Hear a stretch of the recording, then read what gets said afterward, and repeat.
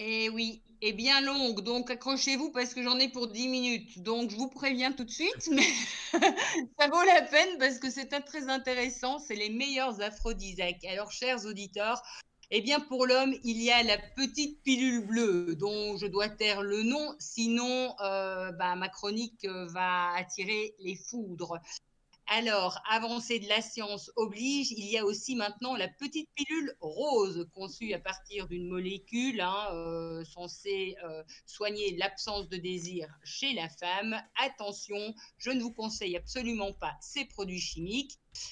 Je mentionne juste leur existence. D'ailleurs, on pense souvent qu'avec l'âge, la sexualité est moins épanouissante. Alors moi, je parle pour moi, qui suis un petit peu plus âgée, puis on a des auditeurs peut-être qui sont un peu plus âgés aussi, donc qui sait, ça va probablement les intéresser. Et vous, les plus jeunes, eh bien, pensez que plus tard, votre libido sera peut-être plus pareil. Donc selon moi, une autre sexualité est possible après des années de vie commune.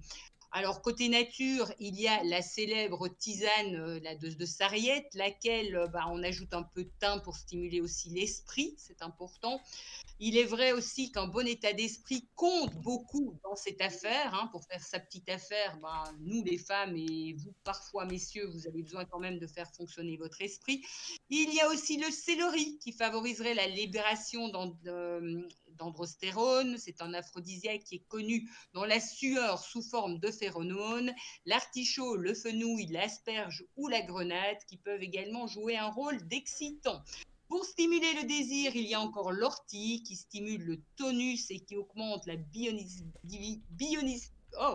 biodisponibilité de testostérone, la damia qui est originaire de la forêt amazonienne et le muca aussi qui est une plante grimpante qui est connue aussi sur le poids massac.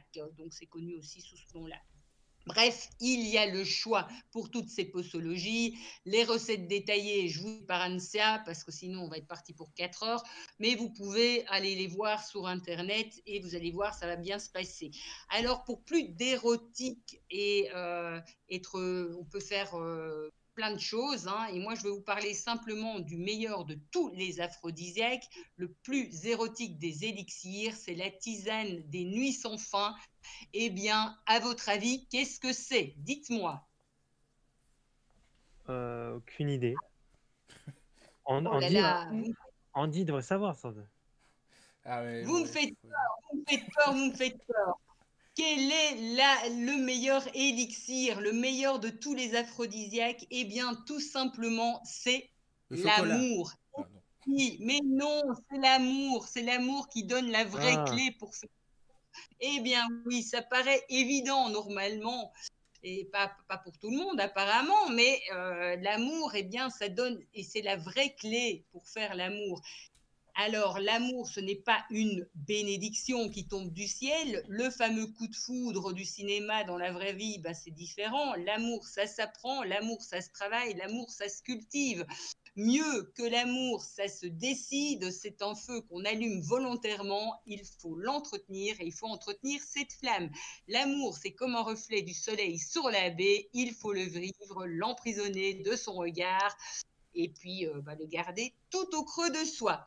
Alors, il ne faut pas non plus s'aviser à lui faire de l'ombre avec des habitudes, des soucis, en pensant que plus tard, eh bien, il y aura un reflet qui sera là et puis que ça s'éteindra. Voilà pourquoi il ne faut pas dédaigner les petits moments au service de l'amour. Alors, j'en évoquais un petit peu plus haut dans ma chronique, mais il y a aussi les plantes. Vous pouvez quand même encore ajouter aussi de la berce, c'est une racine d'angélique sauvage ou encore même du ginseng. Mais il faut aussi viser plus haut. Alors, assez de se sentir en standard. Je crois en effet l'importance de répandre et de sentir le toucher, de goûter, le vivre sensuellement. Et oui, le monde est incapable aujourd'hui de deux bouches. On se prend des douches, 2 douches par jour, des déodorants de tous les sens, on se brosse les dents le matin et le soir. Alors moi, je vous impose l'inverse. Et oui, arrêtez de vous aseptiser. Et oui, être capable, il faut sentir le standard. Ça veut dire que vous prenez moins de douches et par exemple, une haleine d'une personne aimée venant de se brosser les dents, eh bien, c'est plus la même chose qu'une haleine qui goûte le dentifrice ou une haleine au réveil de son bien-aimé. Bref, à la place, vous pouvez tout simplement mâchonner un brin de menthe fraîche, renifler le souffle puissant que ça va procurer. Et d'ailleurs aussi, je pourrais vous aider à reprendre les odeurs naturelles, sentir les fleurs du jardin à plein nez et puis vous faire vos petites huiles vous-même. Vous pouvez caresser de la viande aussi. La viande que vous mangez, vous pouvez la caresser, la respirer et vous allez voir, ça va enfin retourner à la nature, quoi. C'est tout ça que je veux vous expliquer. Arrêtez de vous aseptiser, surtout maintenant avec tous nos gels alcooliques et tout ça. Beaucoup l'ont peut-être oublié et pourtant cette sensualité de terre fertile, eh bien, c'est important de retourner à la nature, comme le disait aussi.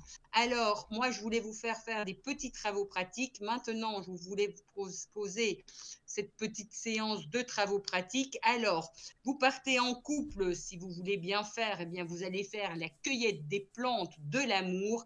La saison au printemps, donc ce sera pour bientôt. C'est le moment où la nature va parler fort.